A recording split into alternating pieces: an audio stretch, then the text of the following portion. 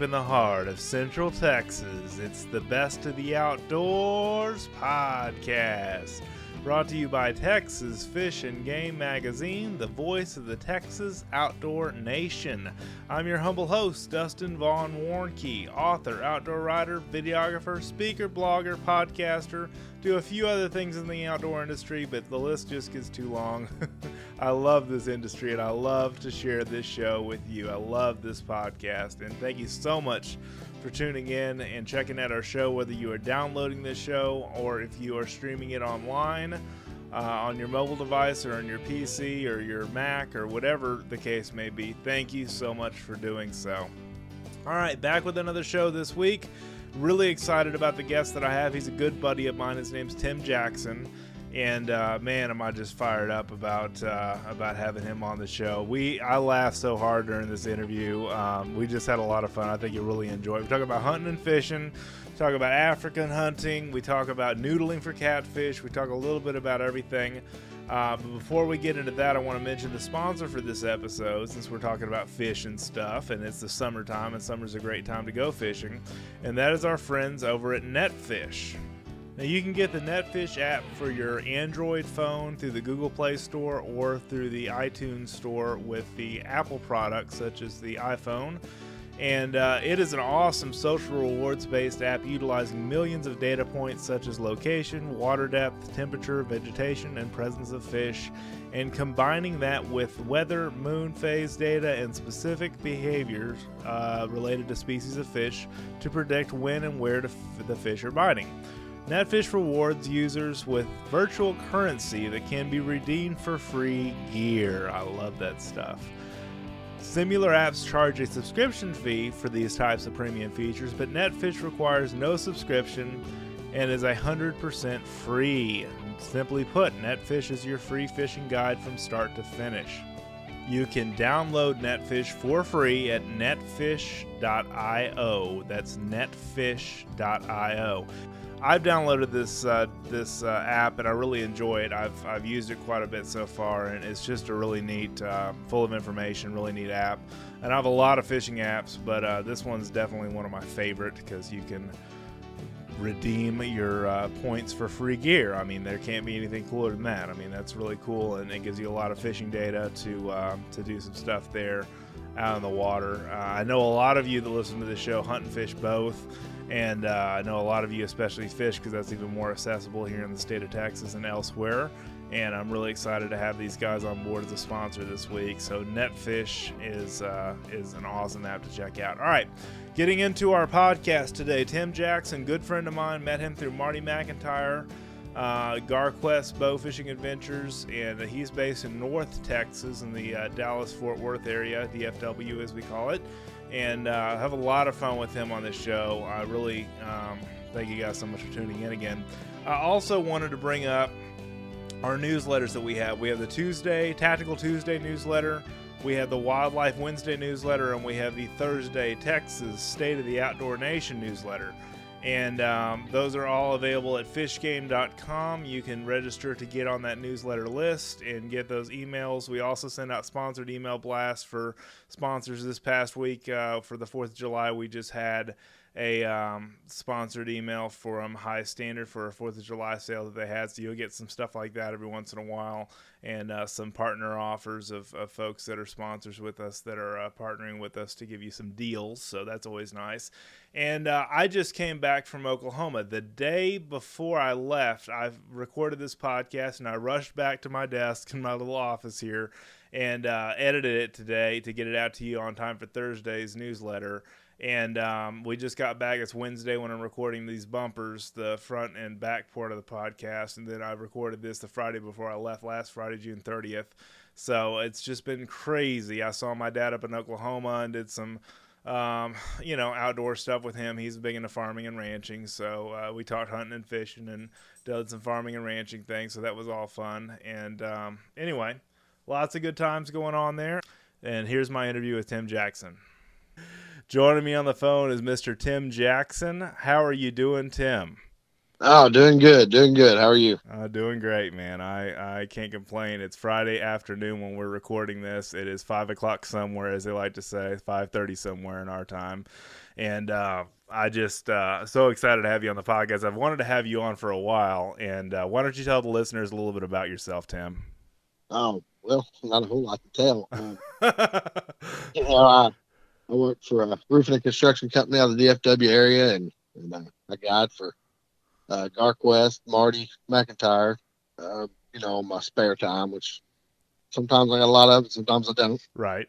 Um, you know, Wife and kids, and we're always hunting or fishing or running around doing something. No, that's great. Yeah. I think, by the way, I have an awesome wife, but you have an awesome wife too. Tell us a little bit about Holly Jackson. Oh man, this could go on forever.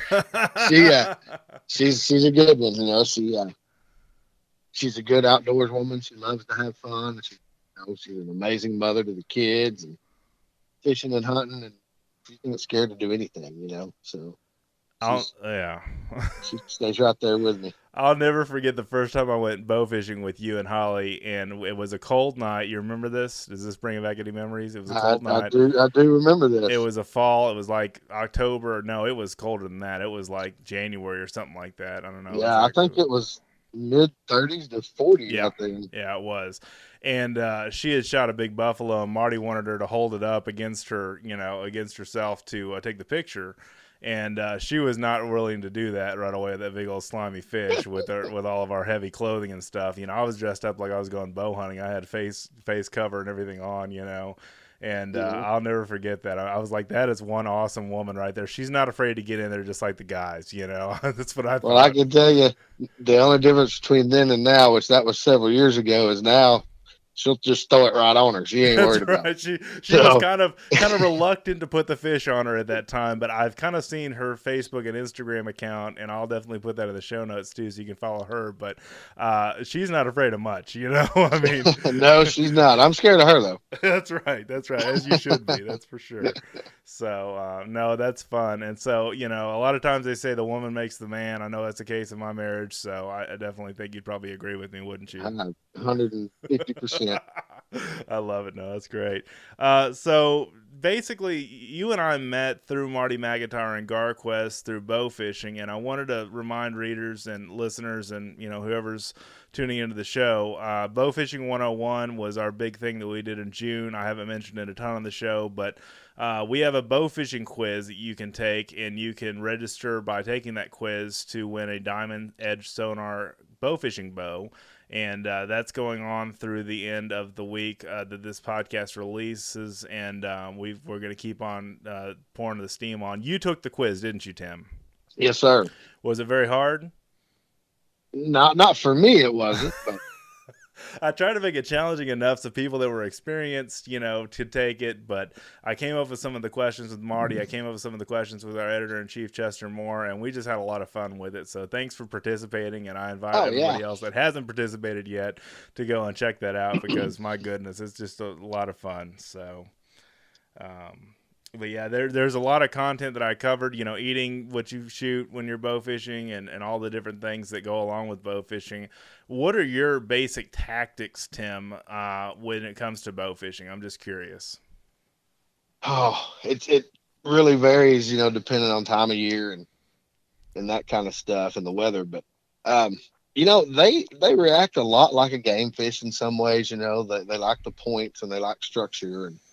And, you can, especially whenever it gets colder and you may not see as many fish, up in the real shallow water. You find those points and those humps and stuff, just like when you're bass fishing. Right. Sure. They basically act the same in a lot of ways. And so it just kind of varies depending on, like I said, the weather and the temperatures, the pressure, of course. It just, you got to kind of watch that stuff and plan accordingly. It's right.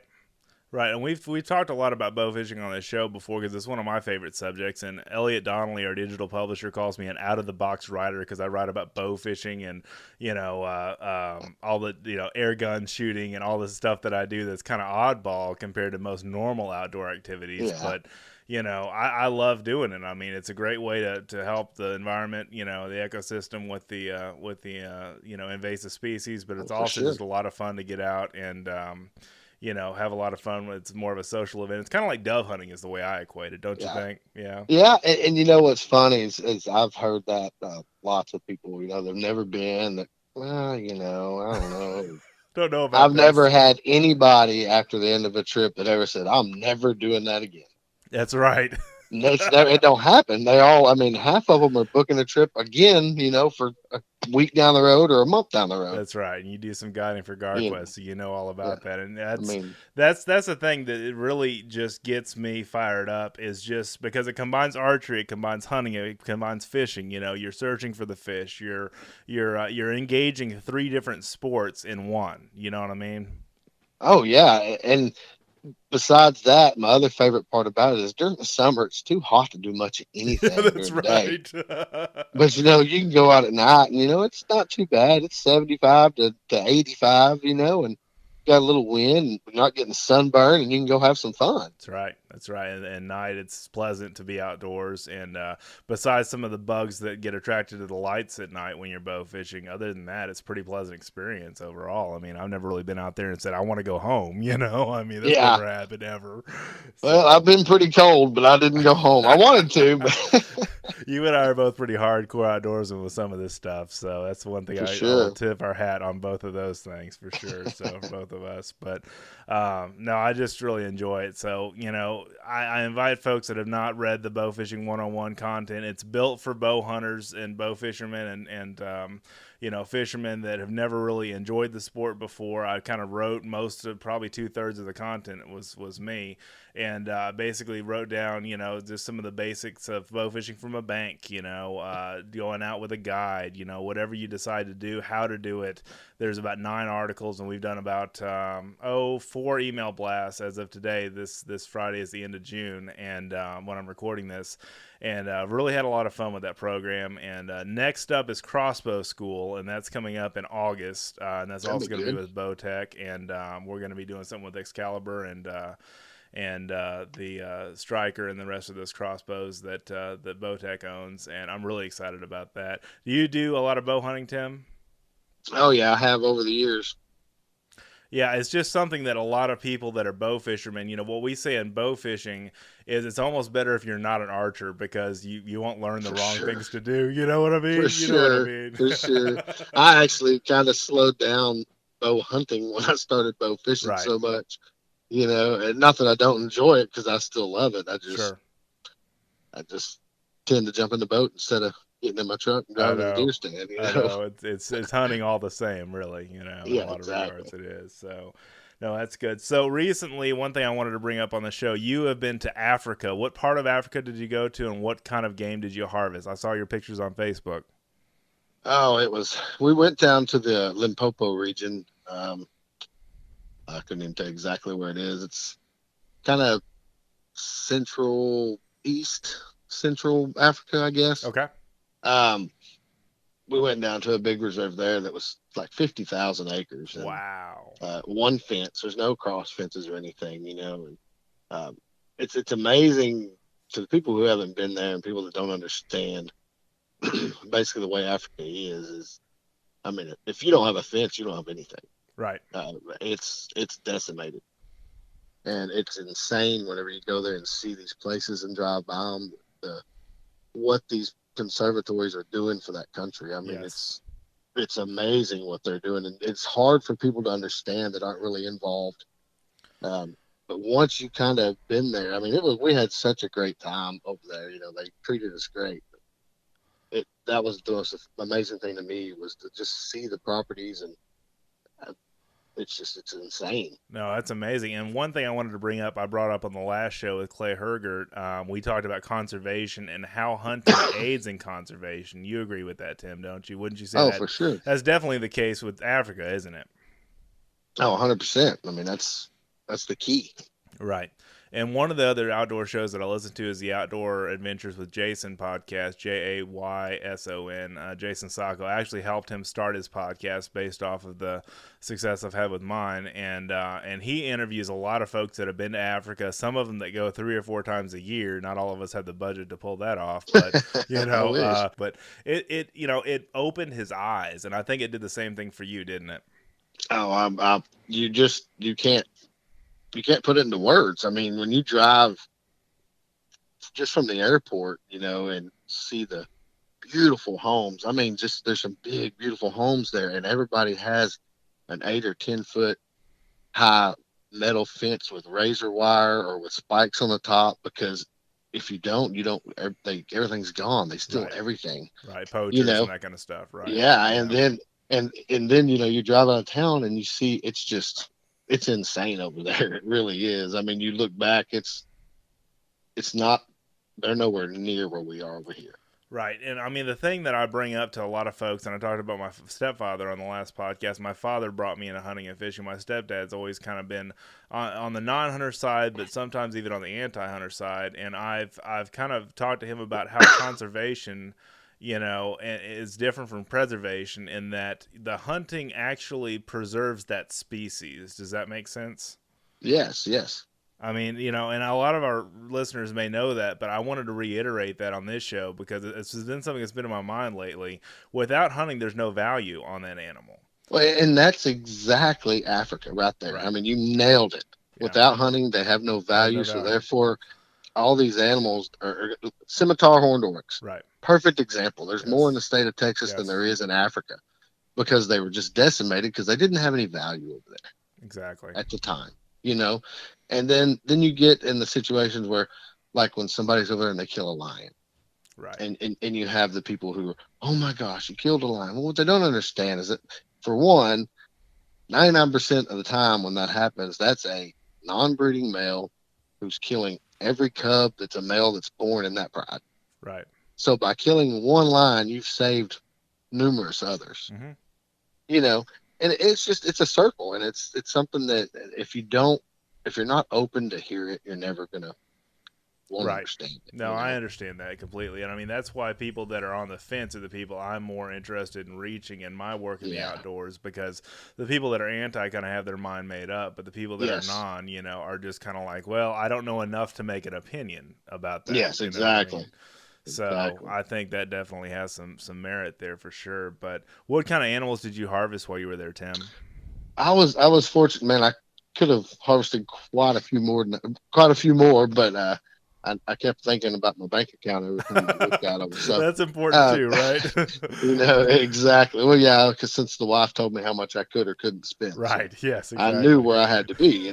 Sure. But I shot a sable, which was the first animal I shot, and it was unbelievable. I mean, just the coolest hunt ever.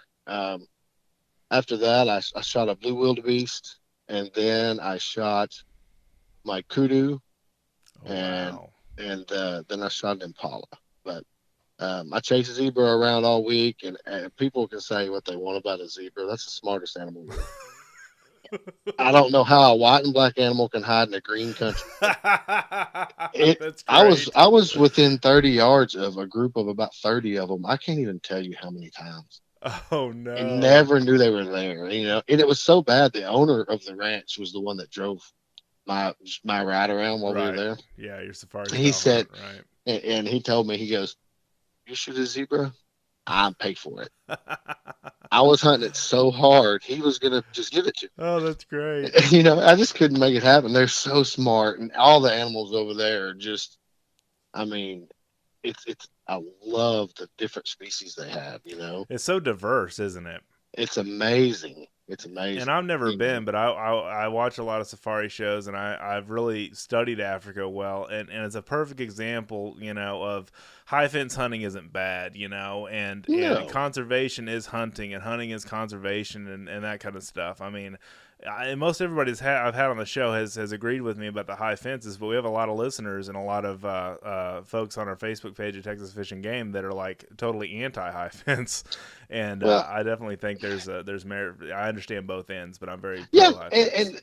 and the way I look at it is if you don't like high fence hunting, that's that's your prerogative. You can have that opinion. If you like the low fence, or if you like the bow hunter, you rifle hunter, you varmint hunter, you deer hunt, whatever it is, we're still all hunters. Exactly, You absolutely don't correct. have to Yes, want to go hunting that high fence. That's fine. If you don't want to hunt in it, I don't. That's more than fine. But don't make it to where they shouldn't be able to do that just because it's not something you want to do. right, You know, absolutely. they've got a goal in mind, and what they're doing, the same as you do. We manage our properties and our low fence hunting places that we hunt just as well as they manage theirs. Right. The ranches that manage for high fence, genetics and everything like that, it basically keeps the predators out, and it keeps Yep. the people out, and it keeps the Mm-hmm. genetics and the things that you want to breed for in. That's Yep. the basics Exactly. of it. And obviously for exotics and that kind of stuff, you don't have exotics if you don't have high fences. I Not mean, for the you've got most to be part. able to keep them in. I mean, there's certain animals like a black buck or a bison or whatever. They Yeah. they will not. There's no worry there. I mean, you deal a little bit in exotic trading stuff like I do, but for the most part, high fences are essential if you're going to hunt exotics, Yes. which Texas is very well known for hunting Yep. exotics. Yep. And on the can hunt subject, I mean, the easiest way to avoid that whole situation is don't go out and try to find the cheapest axis hunt you can find, or the cheap. You find a deal that's unreal. It's probably not going to be from you know, Right. a reputable ranch. There are places out there that don't do it right, but there's not many. Exactly. That's my point. And The greater good is that high fencing is good. exactly, Yes. exactly. You got the people that are just money hungry, and then you have people that actually care, that are trying to do something. Right. Exactly. And so, I definitely I bring this up often. I talked to Blake Marshall. I don't know. It's been a few months now that we've done our podcast together, but he talks about wild animals being wild in just about any circumstance, whether it be high fence or low fence. They're not necessarily tame because of high fences. Do you agree? Oh, that's for sure. Yeah. The pictures that you see on Facebook of somebody feeding a 300-inch buck, that deer is not. That's a breeder buck that they keep in that pen, right. In a certain area that they see for probably 16 hours a day. They're in contact with these That's animals, true. That's a in good and point. out and around. Yeah. And they're raised from a baby with them. It's different from the ones that are in the pastures. Yes, I absolutely. mean, I know people who've hunted in the high fence for a particular deer for 3 or 4 years and never saw it. Right. Absolutely. If it's big and enough. then it gets absolutely. killed a couple years later, and they're like, "Hey, he was still alive," Right. Exactly. So yeah, I mean that's definitely a consideration to make. I mean it's just an interesting subject because there are more people that are on against it in a lot of cases because they're not educated about what goes on behind a high fence. And I that's mean exactly right. I say often, we fear what we don't understand, but we also fear what we can't control. And, that's something that a lot of folks have issues with. Well, they shouldn't be allowed to do that. And it's a political issue. I just don't want to see it as a political issue. Yeah, what I mean? and I'm the same way, man. Anytime you get out of the gray area and you go into that red or black, that you don't come back from. That's right. That's true. True. It's kind of like once you raise a tax on something. Yes. Oh, we really need a football field here. Let's just do a 0.25%, tax raise across the country. Right. Oh, okay. Well, that football field got paid off. Now, why do you still pay, this That's extra right. 0.25%? There's no turning back. Yeah. So to say, they shouldn't, I don't think they should be able to do that. Right. Or they should stop doing that 100%. Well, how about we try to figure out a way before you come to that conclusion? Let's try to teach you or show you, educate, right, what's going on, educate you on it, and then if you still feel that way, we can have a conversation. Right. And my whole thought, like you mentioned oryx being more in Texas than there are in their native country of Africa. I brought up on this show many times black buck antelope, India, more of them here in Texas than India. Axis deer, more of them here in Texas than in India and the countries that they exist. A lot of cases, fallow deer, red stag, other animals that we hunt. Texas wouldn't be Texas without the high fences in a lot of ways because of the exotic population that we have. And I bring up exotics a lot because you can hunt them year round. There's no limit on them. There's no size, restrictions. I mean, we have it so good in this state is my point, Tim. Do you agree? Yes. I mean, it's awesome in this state. We have it so good. We are so happy to be, and we're fiercely independent as Texans too, on top of that. Yeah, I didn't even know there was another state. That's right. And I know I've got people like Xavier who listens in Arizona and some other listeners and stuff that listen from outside the state. And I appreciate appreciate all of you. I really do appreciate all of our listeners that tune into this. But, I mean, we have got a lot to attract people to this state because of exotics and because of our hog population and all these other things that we have in our state that's unique to our state because we're so big and so privately owned. Yeah, and I mean, don't forget the fact that they all create jobs. Mm-hmm. I mean, That's all true. those ranches have lots of employees. That I've never explored with anybody on this show because that's a very good point, though, Tim. Well, yeah, I mean, it takes a lot of people and a lot of work. I mean, it's not just one guy that owns it and the deer just happened to. I mean, they have vets on staff. A lot of them have, vets on staff and doctors on staff. Right. They got all this stuff, Yeah, a lot of people on the payroll, a lot of mouths to feed, and that's the way it's the big deal is done. With a lot of these big ranches and that kind of stuff. But even the smaller ranches, like you and I do,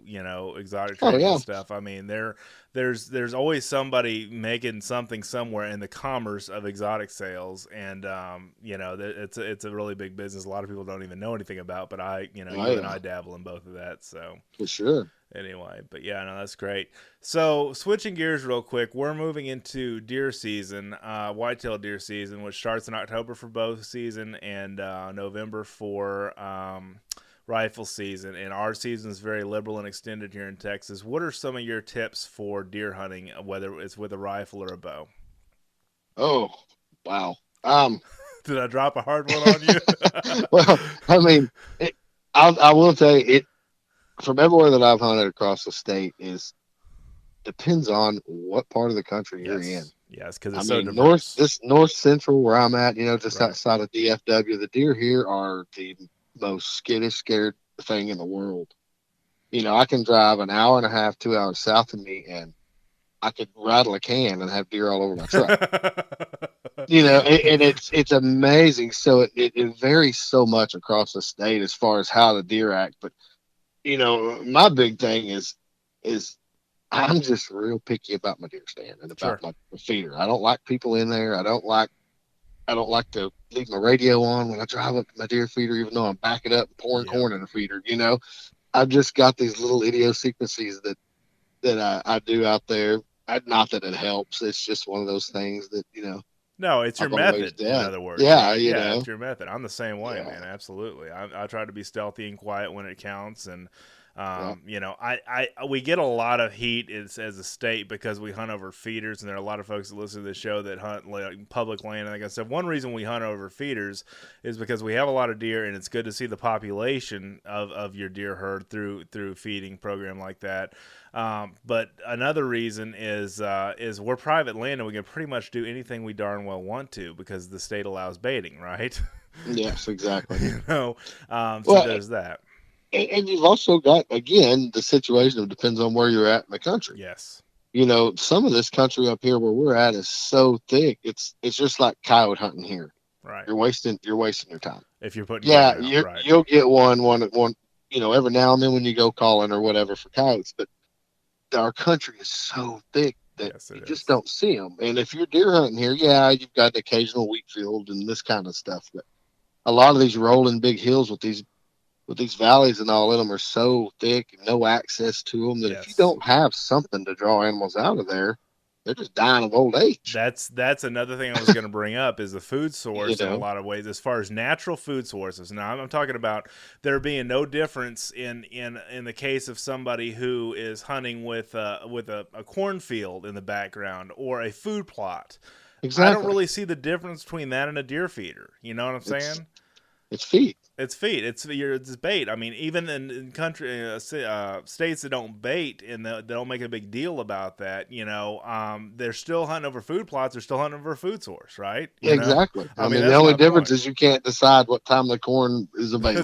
That's right. Exactly. But my deer don't believe in that anyway. They do what they want. So you're so funny. That's hilarious. Yeah, my deer don't believe in that either in the place I hunt. Except a couple of spikes that come in all the time. You know how they are. Yeah, not the smartest of the group, but no, that's the way it works. I wasn't going to bring this up, but I'm going to now. One of the comments I got the other day was on my spike hunting video, which you may have seen on my YouTube channel. Mason in early 2016, the antlers and spike season that we have here in the state of Texas.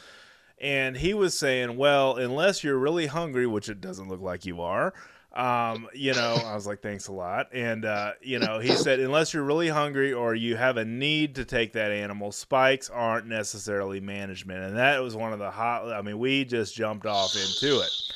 Love this topic. It's a hot topic. I mean, because a lot of the old school people believe that spike hunting is due to, you know, some of the, you know, a lot genetics in there, the genetics. They have poor genetics and superior genetics if they don't have spikes and so on and so forth. But I don't know. In all honesty, it's really, really simple. If we think about it for a second, I'm listening. Okay, I'm back. You have deer. We had a big solid rut, and we knew basically within 2 weeks when these deer were going to breed, blah, blah, blah, blah. Yes. Well, over the years, this has changed. It used to be, you know, early November. First week November, you could guarantee between the 7th to 14th, maybe the second week of November, sure, you could guarantee we were going to have the rut here, period, and the story didn't matter. Right. Well, now I've seen deer, you know, breeding in January. Yes. I've seen them breeding in September. You know, I saw a doe that was standing there and had a baby that still had the umbilical cord stuck on Father's Day. Wow. Born on Father's Day. That's something else. So now, so think about it. You have a fawn born in June. So then you got July, August, and here we are, September. Velvet's gone. How old is that deer? Come November. That's a 4-month-old deer. Not even a half a year old. Not even his spots just went away, maybe. Right. If his spots went away, so then you see a spike there, and everybody's like, "Oh, it's an inferior deer." Heck, he was just born. Good point. See, so my issue, the way I look at spikes is, if I'm big on trying to age animals. Sure. That's what I do. It's what I practice. It's what I study. That's my thing. If it's a 3-year-old deer, that's a spike, 2.5, 3-year-old. I'm going to shoot him. Yes. In my mind, that's I'm not going to shoot a yearling spike personally. If you want to, that's on you. It's legal. Right. I'm good with it. I don't care about. I mean, if it's a legal means, and I'm happy for you. Well, in my case, Tim, it was the only deer that was coming out. It was my only day on that stand. It was my only morning on that stand. We were driving back later that morning and that afternoon. It's 2.5 hours away from home. Right. I'm pulling the trigger on that. You know, I don't have an issue with it. Sure. I mean, to me, that's fine. I see just the guy's try to point. Get that. Right. You know, a lot of people don't think about the fact that these deer are born. A lot of them are born so late. Is why they're a spike. So basically, what I'm saying is the little yearling deer. I mean, if you need to shoot a deer, shoot a deer. But let it ride otherwise. Yeah. But unless you're just wanting a spike, if you don't need. You know, need versus want here. Sure. If you don't need to shoot that deer, let that one go. Let it walk. Yeah, let it walk. No, I agree. You know with what I mean? I had a hard time defending myself with that guy because he had a good point, but at the same time, I was like, well, it was antlers and spike season, you know? And I mean, this was, and the landowner specifically asked that I shoot spikes off his property. That was another thing. So you better shoot them. 97% of Texas is privately owned property. 3% is public. And, you know, that's just the way, you know. Yeah. Yeah. So. And there's no issue with it. That's just my personal opinion on the spike debate. I like your viewpoint. I really do. I share a similar viewpoint. I just wanted to see what yours was first. No, I mean, I'm 100% like, you know, if it's legal and you can do that, you know, if shooting 3 does, and if you're on 20 acres and you've got 3 doe tags and your owner says you can shoot them, that's fine. Right. I mean, that's your right, you know. Sure. If you're managing it, that's the way you're managing it. If you're not managing it, you're just shooting deer because you got tags. You're just shooting deer because you got tags. Exactly. You know? Yeah. So. No, that's a very controversial issue, but it's one I wanted to address because I haven't talked about it on the show before. Yeah, it is very controversial. I thought it would be a good one to bring up. So, that's good. What are your other thoughts on deer hunting? I mean, where you hunt, it's very dense. You know, tell us a little bit more about, you know, your strategy, I guess, if you will. You know, I'm extremely picky. Okay. I probably camera hunt I probably have more fun with trail cameras than I do sitting in a deer stand. Oh, I've seen some of your trail cam pictures. They're I great. Yeah, mean, and that's what I enjoy. And I like to go and sit and watch. And, sure. there's deer that I don't see them every day, and they're not pets by any means, but, Right. I see them a lot. And I get to where I'm like, oh, yeah, I know, man, he is going to be good next year, That's right. You have that then the anticipation. next year, I'm like, Right. oh my gosh, next year he's going to be huge. I And love then I never see him again. it. That's But great. that's what I enjoy about it. I've just I'm kind of set up on. I got a hill that kind of surrounds me, and I'm down in the bottom at where it peaks out, and I'm just kind of in a natural funnel draw there, and it just seems to be I'm just close enough that they feel safe. But Right. I mean, there's times I'm sitting there, there's deer there all day long, just milling around. Whoa. So that's kind of a And common communion ground for yeah, those and two. I don't go mess with it over there. I mean, I'll Sure. come in on another side, and it's and I love it because I just get to watch the deer.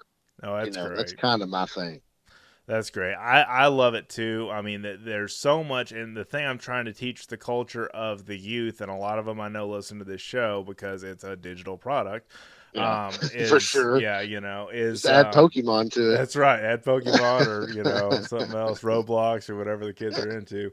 But really, I think it's about the experience so much more than it is about the killing.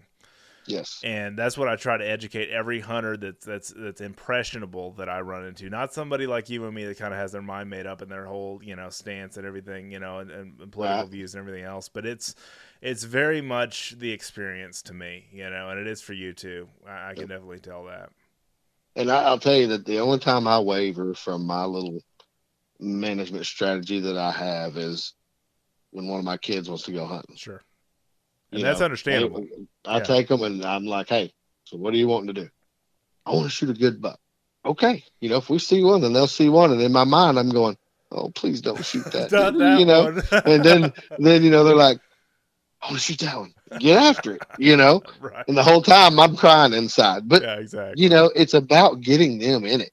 Yeah, it Whatever it is. takes to get kids outside nowadays because they just don't spend enough time outdoors. Oh, there's not, and I'm even guilty of it because I'm busy writing or I'm busy Me too. videoing or something like that. We all Yeah. are as adults. We could spend more time out there, but the basics, fundamentals of it is this sport is declining, and the people that are in it that are older are going to eventually stop hunting or pass on or whatever the case may be. Yep. We in our age group, at least in the 30s, should at least start passing that 30s. baton. Okay, never mind. I've only got a month. I've only got a month left. A month left. Okay, well, I'm Yeah. right. I'm right. August Okay, 2nd, good. I'm 40. I'm So almost there too. Okay, I'm 38, but it's horrible. I'm just saying, in our kind of middle age, if you will, Yeah. range, Ugh. is passing that baton to not just and the last guest I had on the show is Clay Hergert, and he made the point at the end of the podcast of take somebody that's not a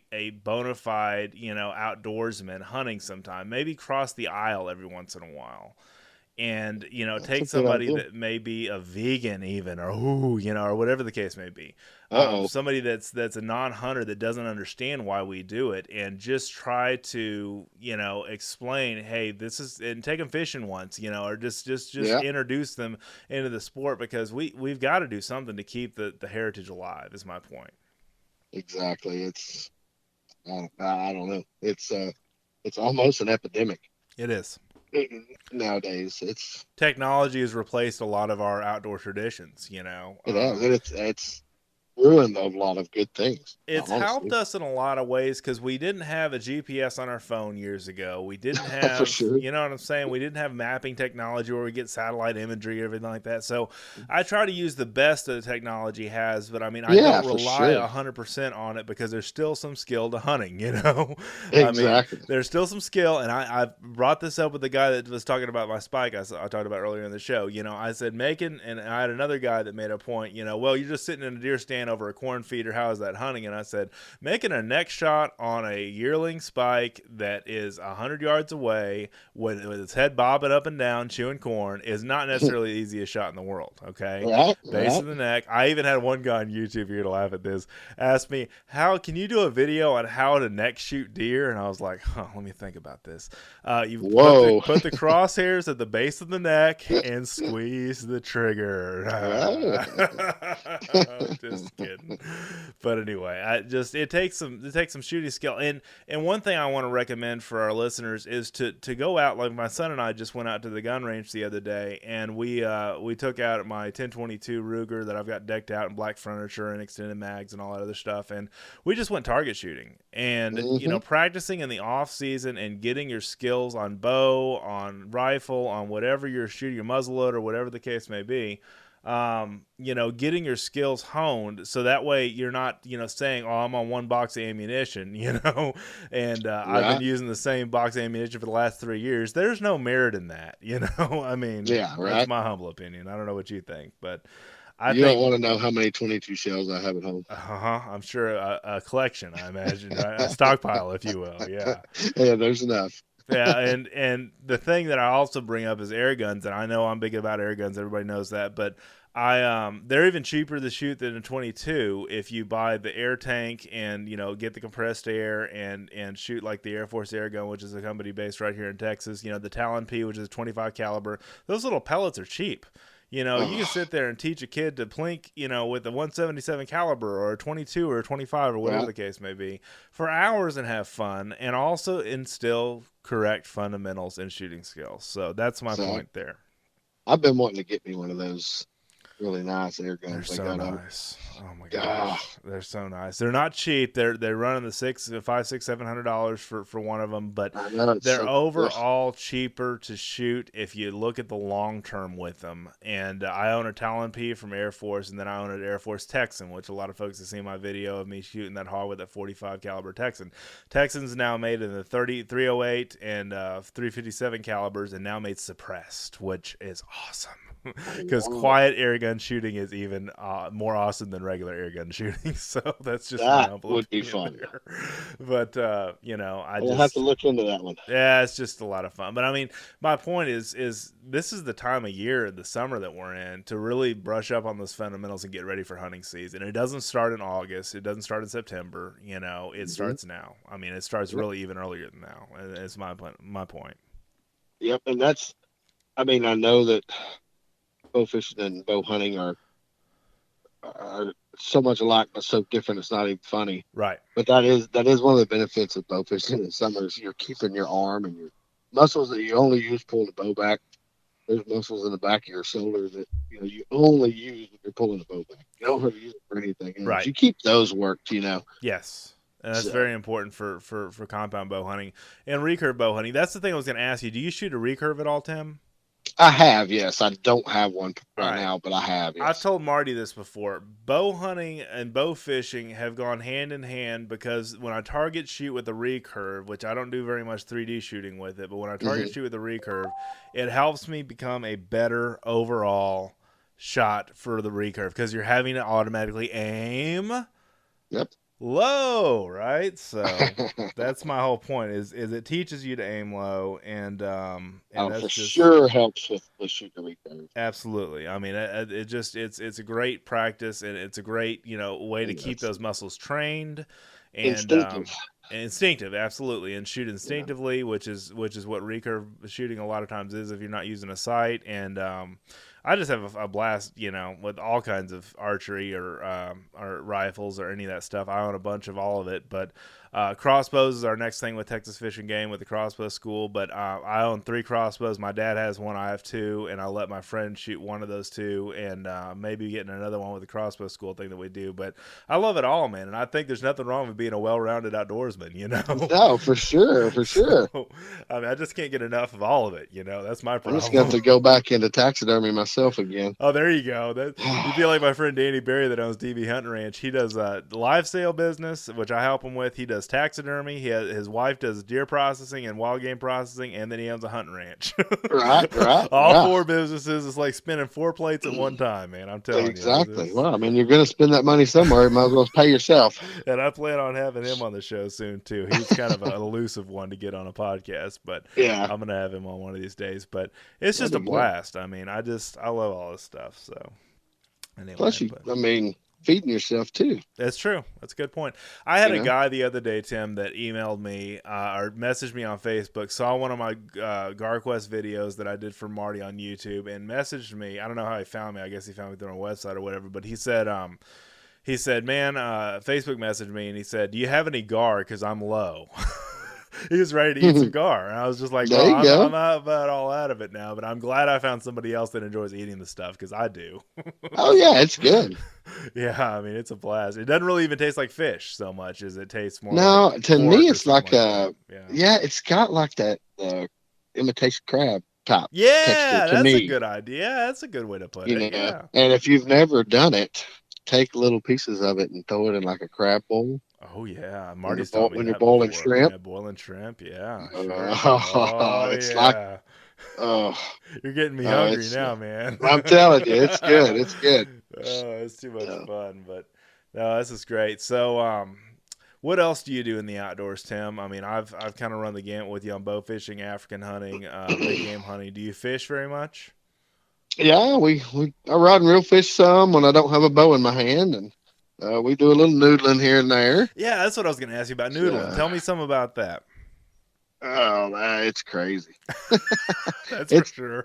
It's a good time, Texas now, which is great. So. Yeah, you can't use anything but your hands and feet. No sticks, no hooks, nothing like that. It's nerve-wracking, but if you pay attention and kind of look, you find a hole here and a hole there under a rock or whatever. And I always look to make sure that that rock doesn't go back far enough where it's coming out of the water. Right. Because say you're a big concrete slab in the water, it's got a hole under it, and you're 5 foot deep, 4 foot deep. The only thing that's going to be in that hole will be a fish. Right. Turtle has to be able to get air. Yes. A beaver has to be able to get air. Yes. A snake has to be able to get air.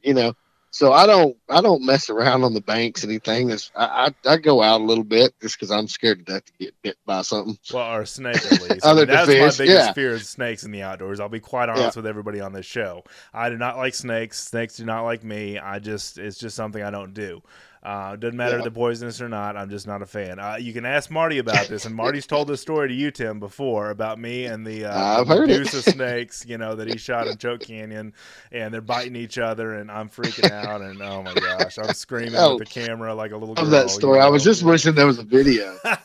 There's a video, but I'm not in it. Okay, it's just me going, oh my god, oh my god, oh my god, it's a snake. So I just don't do it when you bring them over to the boat. But, okay, you made me feel better about noodling because I always thought you would encounter snakes, but you're right. If they don't have air, they don't have anywhere. Exactly. So you always just, if you know the hole, you check the hole, you find them with your feet or however you find them, but just look at where it's at. If it's not going to the bank and come up where any air can get in there, there's not going to be anything. Yes. Yeah, that's a good point. I mean, just. No, that's good. I mean, and so you're basically going in there and reaching into the catfish's mouth and pulling them out. Is that right? Is that what I'm following? Well, yeah. Sometimes you're not reaching in as much as they are swallowing you. Oh, I see. I've never talked to many noodlers before, so I didn't know. Well, basically, they're protecting their nest, is what they're doing. Oh, okay. So they're swallowing. Or they're in there trying to make a nest, and so anything that goes in there, they're going to hit. Usually, they hit it with the tail. Okay. But then they'll turn around and bite it. Okay. And they will. I mean, it hurts sometimes. I'm not gonna lie to you. I mean, it's we caught a 40-pound blue last week. I thought it broke my thumb. Oh my god. I mean, he was mean. But blue cats are the worst. They're the meanest thing in the world. They're worse than a yellow cat, huh? Yeah, I've caught a 61-pound yellow cat, which was the biggest one that I've caught by hand. I've had some bigger ones that beat me, but right. It wasn't near as bad as a 40-pound blue cat. Blue cats. Wow. I've only jug fished and rod and reel fished for big catfish like that. But I mean, I guess I got to go with you one time and get in the water Yeah, well, it's just now, like they're just now getting great. Right. The So weather's just now hot enough. they were a little late this year getting in the holes. So they're, it's good right now. I love it. That's great. That's one of the things you see when you're out fishing or bow fishing or hunting or whatever is just nature interacting with itself. And one of the things that I wanted to bring up is last time I was bow fishing with Marty was this past March, I think it was, and GarQuest Bow Fishing Adventures, and I was taking two guys that a couple of their pictures in the bow fishing school or the bow fishing 101 program. Gene and Athena, they'd never been bow fishing before, so we took them out and we're kind of showing them the way to go, and how to do it and everything like that. And what we saw was a gar laying eggs up against near the shoreline and a catfish coming behind it and eating the eggs. You so needed a video of that. I know I did. I mean, Marty says, oh, it happens all the time. I was like, why didn't you get a GoPro video of it or whatever? But I'm just saying, I was just like, there's nature in action right there. You can't just go watch that on the Discovery Channel. You know what I mean? No. Whatever the case may be. Or just like watching the buffalo eating the eggs of the bass nest. Yes, that's another thing. A natural predator for the bass. I mean, or not necessarily a predator, but something that's eating their eggs, and predatory. In a way, it would be a predator. Yeah, I guess if you look at it like that. But yeah, but I was just like, wow, it's just so fascinating. And the one guest I've had on the show before, Chester Moore, is our editor-in-chief, he would put down his gun or his rod and reel and go pick up a camera to just go video or photo of something like that, And I'm starting to get more, the older I get, starting to get more excited, about those kind of things in the outdoors you just don't see every day like that. I'm a picture guy. I always have been. I've got boxes full of 35 millimeter film and a cell phone full of images too. I know. Yeah, I watch exactly. You on Facebook all the time. For heaven's exactly. sakes, I'm a picture guy because I mean those you get old and can't remember stuff or whatever. You can always look back at a picture. Right. Absolutely. Your kids, they grow up and you're like, man, I miss it. And you look back, like, man, I remember that day. That's right. Yeah, I just love pictures. That's awesome, man. But I love watching you on Facebook. I love watching you on the Instagram and Twitter, and you always like my post, and I appreciate that so much. So, oh, you're awesome. You do awesome things for the outdoors. I try to. Yeah. So, well, Tim, tell us how folks can find you and connect with you. Well, you can find me on Facebook. It's just Tim Jackson. You can find me on Instagram at GarQuest _ Bowfishing. Twitter's GarQuest Bowfishing also, or you can get a hold of me, through the website, www.garquest.com. Which I just recently rebuilt, so. Yeah, you did. Got a new facelift on it, and it's mobile compatible now, so that's kind of good for podcasts. Yeah, it looks good. Yeah. Oh, thank you. I worked hard on that, but no, I love what you do in the outdoors. I love how you work with kids and your own kids and fostering the heritage and the traditions of the outdoors with them and the legacy, if you will, of the outdoors. I mean, how many kids do you have again? I forget. 4. 4. Okay. 4. Yep. 2 and 2. That's cool. So. And they're really, I watch them on, Holly and your Facebook and Instagram and stuff, and just how y'all, teach them about outdoors and you and Holly going on your, what was it, your anniversary the other day when y'all shot a big gar or something, y'all were holding it up. What was it? For Mother's Day, we went rod and reel fishing for gator gar. Okay. All right. Yeah, we caught 12 that day. Golly, 12. Yeah. They fight hard, don't they, on rod and reel? Yeah, they were all 4 to 6 foot, and then we lost 5, and 2 of them were absolute monsters. Wow. That's awesome. One of them was, I'm pretty sure, was over 8. I mean, we don't know, but when we saw him, he was huge. He turns that tail and heads the other way, and you're like, oh my He goodness. was pulling us upstream. Oh my gosh, your boat. Wow. So, and we were in an 18-foot jet boat. So, gee whiz, that's yeah. crazy. I mean, he was pulling us against the current. So he was big before he broke off. But you guys really exemplify the enjoying the outdoors as a family, and I brought this up on the show before about, how some folks go bow fishing together as a family. You guys are one of those couples, I think it's great. Well, not only do it for the kids, but if I didn't do that, I'd be divorced. There you go. But and my wife loves it. I mean, it was at one point in time it was an issue because I was gone all the time, Right, and, right. and so I was like, well, you're just going with me, Mm-hmm. So That'll then she fix started that. being a helper, and I mean, we have such a good time together, competing against each other and just playing or whatever. Couple that And the plays bad together thing stays is, together. That's right. yeah, the bad thing is she's getting really good. He's getting So, really good at it. Oh, I love it. yeah, That's yeah, I'm great. having to. I still beat her, but I'm having to actually work a Work little for it a now. little bit more. Yeah. Yeah, yeah, Those skills are So improving. I'm telling you, man. it's that new pink bow she got. Uh-huh. Uh-huh. That's great. That's awesome, man. That's so good to So see. So, well, Tim, do you have anything else to add before we close the show today? you just keep doing what you're doing, Dustin. You're doing a great thing, and I'm enjoying all your podcasts. And so, Well, thank you, man. That means a lot to me. Thanks so much for joining us today. yes, sir. And there he goes, folks. Mr. Tim Jackson. You can check him out in the show notes. I'll have his information and his wife's information for their contact information on social media if you want to find them. And also, I have my son here, Jackson. This is the first time Jackson's ever been on the podcast. Say hello. Hi. That's right, Jackson. And what do you have to say to our podcast listeners out there about having fun in the outdoors? It's going to be really fun on the outdoors. Just go to fishinggame.com and you'll find Dustin Warnke. There you go. Okay, fishgame.com. You can find me, Dustin Warnke, all of our podcasts and everything like that. And I've promised Jackson he would be on the show a little bit, so I'd love to have my son. He's 7 years old on here. Thank you so much for watching. Thank you so much for reading. Thank you so much for listening, and have an awesome day in the outdoors.